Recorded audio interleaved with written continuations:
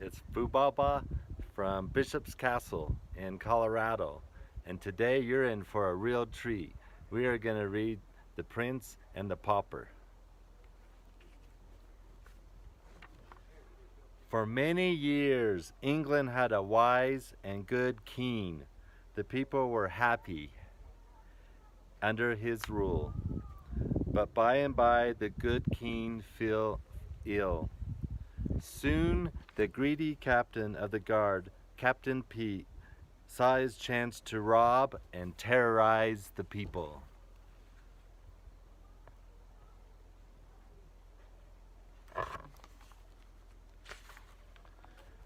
Without firewood to heat their simple homes and enough food to eat, people suffered terribly throughout the land. It seemed that no one could save the kingdom from the thieving Captain Pete until one day.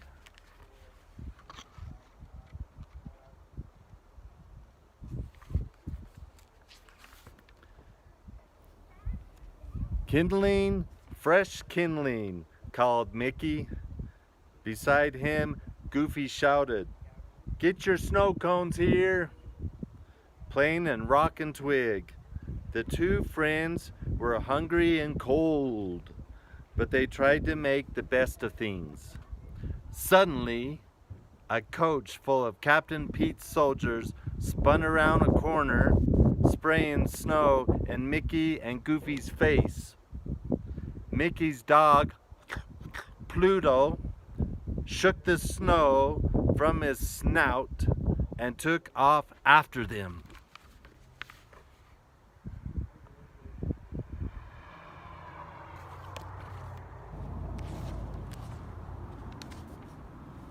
Mickey chased Pluto all the way to the castle. When one of Pete's guards caught sight of Mickey, he bowed so low that his nose almost touched the ground. "Welcome home, young prince," he said. "You fool," growled Captain Pete. "Don't you know the prince is still in his room?" He grabbed Mickey and was about to throw him out when the prince called down to Captain Pete, "That is no way to treat one of my subjects. Unhand the lad and send him up to me."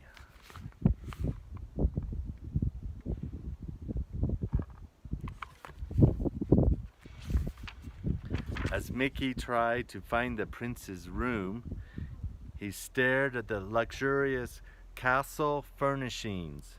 He was so busy looking around that he forgot to watch where he was going. With a loud crash, he stumbled into several suits of armor.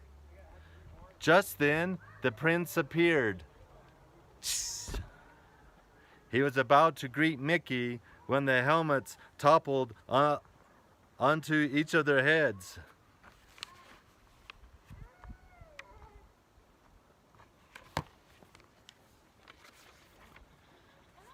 Mickey and the prince pulled off their helmets and gasped. "You look just like me," cried Mickey.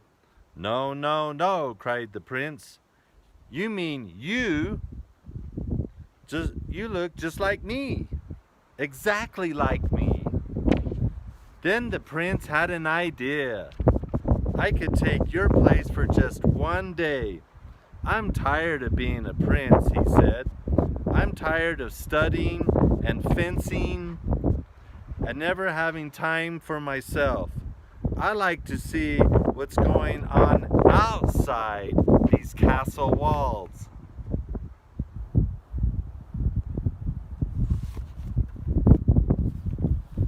"If we swapped clothes," he told Mickey, "you could live like a prince for a while, and I could walk around the kingdom just like an ordinary citizen." "But I don't know how to be a prince," said Mickey. "Don't worry," said the prince as he gave Mickey some royal clothes. To govern, you need only to say, "Splendid idea. I'm glad I thought of it." And guards, seize him!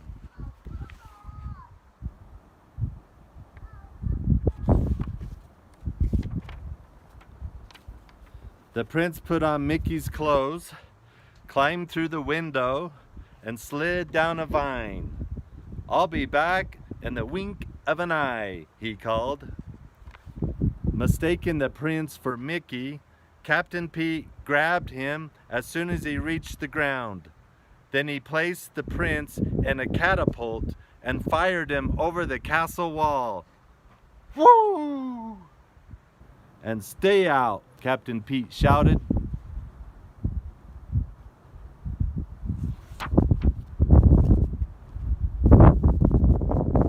The prince landed on his face in the snow, and Goofy and Pluto ran over to help him up. As soon as Pluto sniffed the prince, he knew he wasn't his master. So Pluto trotted off to the castle gate to wait for the real Mickey. "Gosh, Mickey," cried Goofy, "you shouldn't jump over walls and land on your head like that. You could get hurt."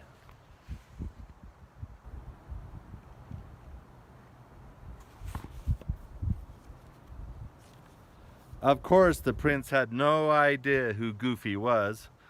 "I'm Goofy, remember," said Mickey's friend. "So I see, my good man," the prince mumbled. "I see," said the good man, he mumbled. "But I really must be going. Ta-ta!" Now Goofy was really confused. Mickey had certainly never talked his way before. Once the prince managed to get away from Goofy, he began to enjoy his new surroundings. "What a nice little place," he said to himself. "I really must try to come here more often." I come to Bishop's Castle quite a few times a year. The prince was enjoying his walk when he spotted a little dog. Because he had never had a pet before, he thought it would be fun to play with the little fellow. But the little dog had bigger friends who thought chasing the prince was even more fun. Back at the castle, Mickey was quickly becoming bored with the life of a prince. He didn't like spending his day taking all those lessons, not when he could be eating instead.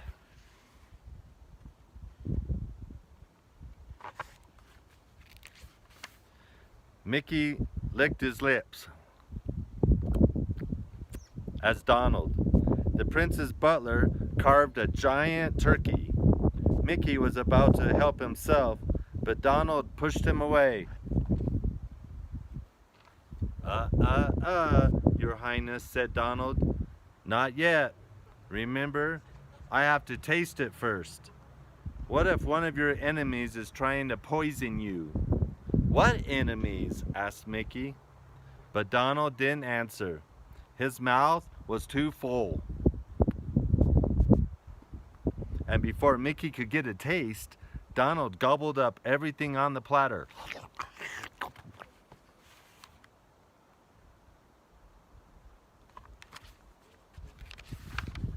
Outside the castle, the real prince quickly discovered that the greatest enemies of the townspeople were the king's own soldiers. Captain Pete had been ordering his men to steal everything they could carry. The prince was horrified.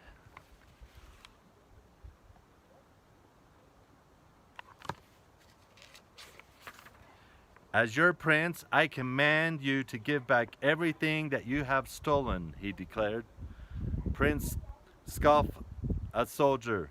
"Oh, I get it. You forgot to wear your crown today," he said as he clobbered the prince with a pumpkin. "How's that for a crown?" Then the prince remembered something. "I can prove I am the prince," he shouted. He showed them his royal ring, the only thing he had brought from the castle. Everyone bowed before the prince when they saw it. even the soldier who had a cart of stolen food. "It is the prince," he cried.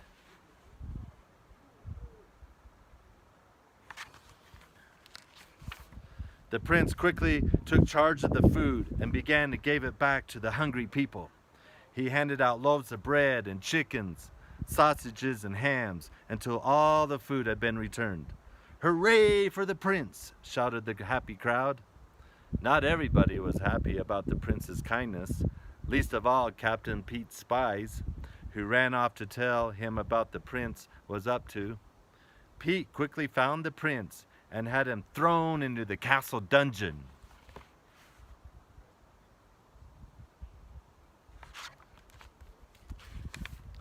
Donald was in prison too. The prince wept as he sat on the cold stone. Because he had changed places with Mickey, he had not been with his father when the king died. And now Mickey, the pauper, would be crowned king. Suddenly, there was the sound of heavy footsteps. Donald and the prince peered through the cell door to see a tall, dark figure coming toward them. He was carrying a very sharp axe. "It's the royal executioner," gasped Donald. Captain Pete must have sent him.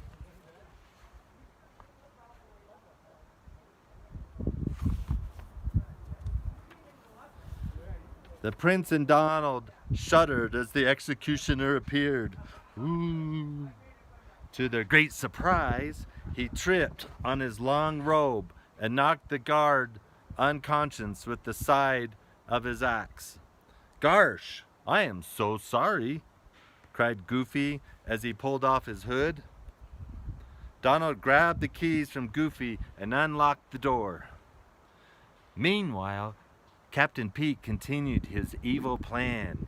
He was forcing Mickey to become the new king. To make sure that Mickey would obey his orders, Pete had kidnapped Pluto. Pete knew that Mickey would never do anything to put his dog in danger. With Mickey on the throne, Captain Pete would control the kingdom.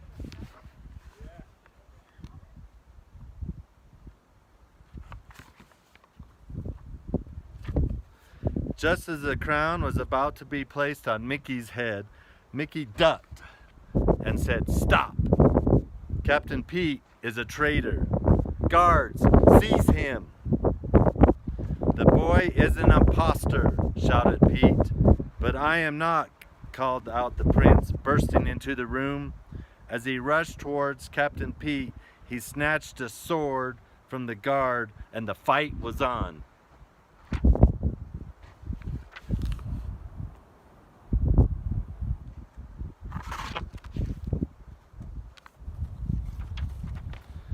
Goofy and Donald were doing their best to help the prince. Donald swung his axe and sliced the ropes that held up the chandelier. It fell down on a whole crowd of soldiers. When the brave prince knocked Pete's sword out of his hand, the townspeople cheered. "Off to the dungeon with them," commanded the prince. The townspeople tied up Pete and his men and led them away.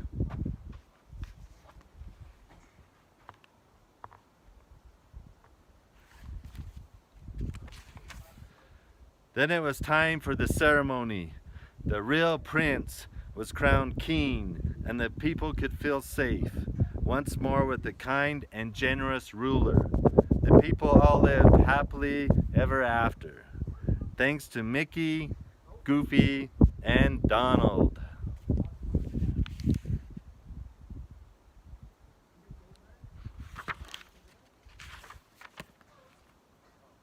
The Prince and the Pauper.